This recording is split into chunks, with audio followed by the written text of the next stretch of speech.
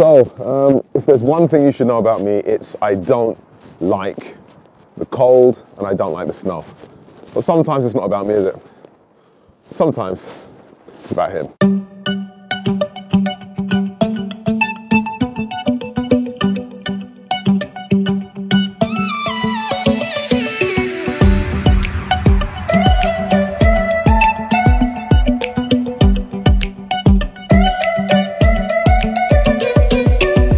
So, I got to thinking this morning. I went to bed last night. There was no snow. I woke up today. There was snow.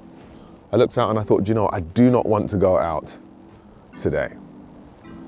Unfortunately, I have a dog, and a dog means responsibilities, all right? See, Tito, my dog, he doesn't care if it's snowing or raining or sunny. He wants to go out and do his thing, all right? And, you know, he was looking at me like, what, so it's snowing, are we gonna go and play in the snow? Are we gonna go out and do this? And I didn't wanna go out. I didn't wanna go out, but I put on my gloves, put on my jacket, as you can see, jumped on my 9-bot-1. I know that's cheating. And I'm out, all right? It's freezing.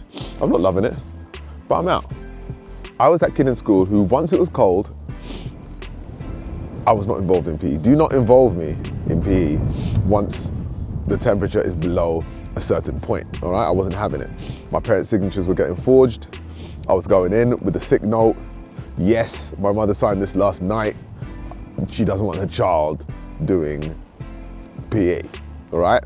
So I missed a bunch of PE lessons. In the summer though, I was there, but no, in the winter, it wasn't happening. So it got me thinking, and I came up with a little analogy, something that I think is applicable to music and anyone out there who is an artist who wants to do music. And that is, getting the dog is not the hustle. The hustle's walking the dog. Let me explain.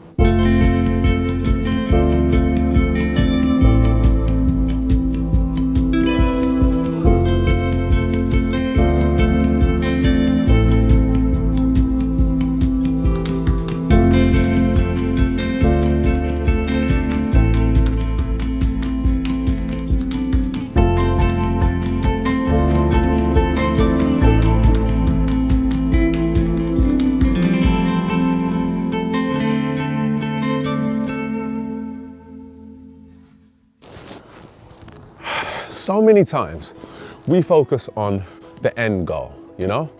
I'm an artist, I want a record deal. I want a record deal with a major label. We focus on what we want to achieve, where we see ourselves in the future.